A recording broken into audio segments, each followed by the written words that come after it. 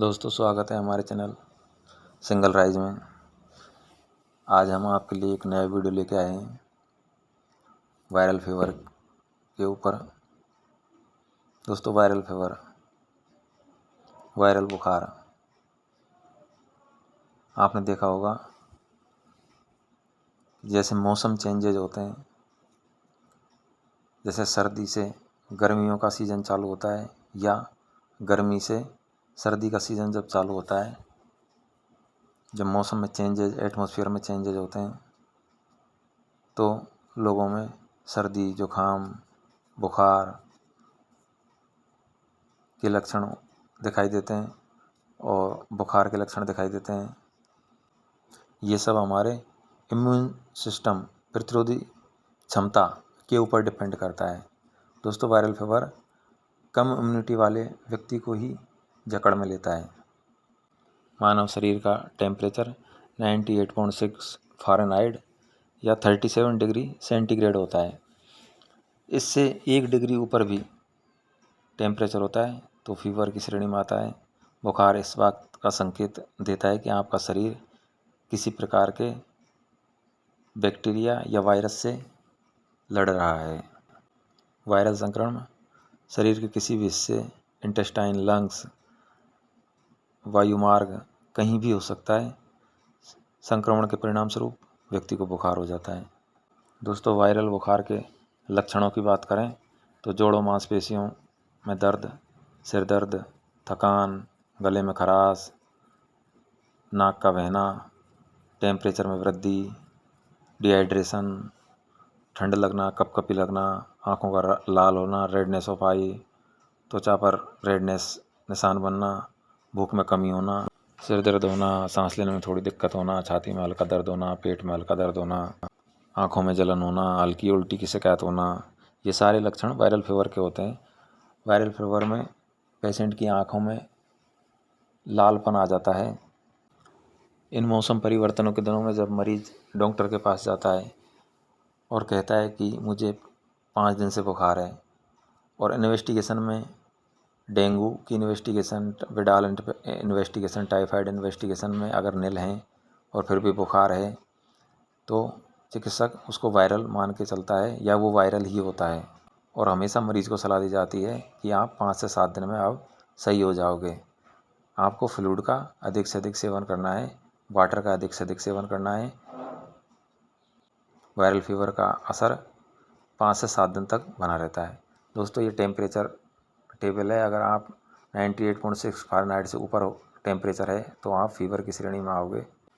दोस्तों, viral fever के side effect की बात कर लेते हैं। तो वायरल फीवर से डिहाइड्रेशन होता है, मतिभ्रम का हो सकती है, नर्वस सिस्टम में खराबी हो सकती है, किडनी में प्रॉब्लम हो सकती है, लीवर में प्रॉब्लम हो सकती है, श्वसन में क्रिया में प्रॉब्लम हो सकती है, ब्लड में इन्फेक्शन हो सकता है। दोस्तों, वायरल फीवर को साधारण भाषा में फ्लू कहते हैं। फ्लू के जो भी सिम्टम्स हैं वही वायरल फीवर में मरीज़ को महसूस होते हैं। हाई फीवर, रनी नोज, बहती हुई नाक, सिर दर्द, मसल्स पेन, हेडेक, कफ। वायरल फीवर एक व्यक्ति से दूसरे व्यक्ति को फैल जाता है। परिवार के किसी सदस्य को वायरल हो जाता है तो देखा होगा दूसरे व्यक्ति को भी बुखार आ जाता है। वायरल फीवर एक दूसरे से फैलता है, या फिर आप अगर किसी वायरल व्यक्ति के संपर्क में आते हैं तो भी आपको वायरल की चपेट में आ सकते हैं। किसी बीमार व्यक्ति के साथ काम करने से या किसी संक्रमित जानवर के पास रहने से। वायरल फीवर में दोस्तों स्किन में रैशेज बन जाते हैं। ये वायरल फीवर का मुख्य सिम्टम है। आमतौर पर वायरल बुखार 1 हफ्ते या 10 दिनों के भीतर सही हो जाता है। दोस्तों, वायरल फीवर में देसी नुस्खे ज़्यादा कारगर होते हैं। होम रेमेडी जो अपन को वायरस से फाइट के लिए फ़ायदेमंद होते हैं, जैसे जिंजर, अदरक का प्रयोग कर सकते हैं, सिनामोन, हल्दी, मूंग दाल, गार्लिक, लहसुन, पेपर, काली मिर्च। साथ में ही विटामिन सी के पदार्थों या खाद्य पदार्थों का सर्वाधिक प्रयोग करना है, जिनमें विटामिन सी अधिक मात्रा में पाया जाता है। विटामिन सी प्रतिरोधक क्षमता को बढ़ाता है। इसके साथ ही चिकन सूप का प्रयोग कर सकते हैं। जिंक की टेबलेट खा सकते हैं जो प्रतिरोधक क्षमता को बढ़ाती हैं। हनी का शहद का प्रयोग कर सकते हैं। ये सारी चीज़ें वायरल फीवर या फ्लू में कारगर होती हैं। इसके साथ ही आप तुलसी के पत्ते, हल्दी पाउडर, हर्बल टी, इन सब का अधिक इस्तेमाल करें, जिससे आप वायरल फीवर से जल्दी रिकवर हों। दोस्तों, पानी का और जूस का अधिक इस्तेमाल करना है, जिससे टेम्परेचर कंट्रोल में रहे।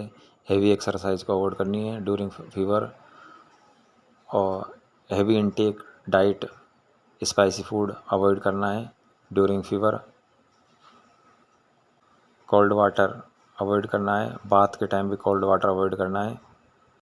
दोस्तों, इन सारी सावधानियों का विशेष ध्यान रखना है, जिससे आप वायरल फीवर से जल्दी रिकवर हो सकें। दोस्तों, वायरल बुखार का इलाज, वायरल बुखार के लिए कोई विशिष्ट उपचार की आवश्यकता नहीं होती है। इसको सिम्टोमेटिक ढंग से डील किया जाता है, क्योंकि इसमें एंटीबायोटिक का इस्तेमाल नहीं किया जाता, क्योंकि एंटीबायोटिक दवाएं केवल जीवाणु संक्रमण, बैक्टीरियल संक्रमण के लिए ही काम में ली जाती हैं और उनके प्रति ही वो जवाब देती हैं। वायरल बुखार में आप पेन किलर इस्तेमाल कर सकते हैं, पैरासीटामोल, और आपको उसके साथ जुखाम वगैरह है तो आप सिट्रीजिन वगैरह या फिर एंटी कोल्ड मेडिसिन यूज कर सकते हैं। वायरल फीवर के साथ साथ आपको और फीवर होने का खतरा है तो आप किसी भी एंटीबायोटिक का इस्तेमाल कर सकते हैं। एजिथ्रोमाइसिन, सिफिक्सिम, सिफोटोक्सिम, ऑफ्लोक्सेसिन, किसी भी एक एंटीबायोटिक जो भी आपको डॉक्टर प्रिस्क्राइब करे। लेकिन दोस्तों, वायरल फीवर में ज़्यादा दवाइयों की आवश्यकता नहीं होती है, और वायरल फीवर में आप जहाँ तक हो सके दवाई लेने से बचें और होम रेमेडी का इस्तेमाल करें। इसके लिए दोस्तों, आपको डिहाइड्रेशन ना हो इसलिए पानी बहुत ज़्यादा पिएं, लिक्विड का अधिक से अधिक इस्तेमाल करें, फाइबर डाइट लेवें, संतुलित आहार लेवें, स्वस्थ डाइट लेवें दोस्तों। और कोई भी इस तरह की लक्षण होते हैं तो कोई भी दवाई बिना डॉक्टर परामर्श के, बिना चिकित्सीय परामर्श के, बिना डॉक्टर प्रिस्क्राइब के ना लेवें, क्योंकि गोलियां या दवाइयां स्वास्थ्य के लिए हानिकारक भी हो सकती हैं। दोस्तों, इसी तरह के वीडियो बीमारियों पे और मेडिसिन पे देखने के लिए चैनल को सब्सक्राइब करें। धन्यवाद।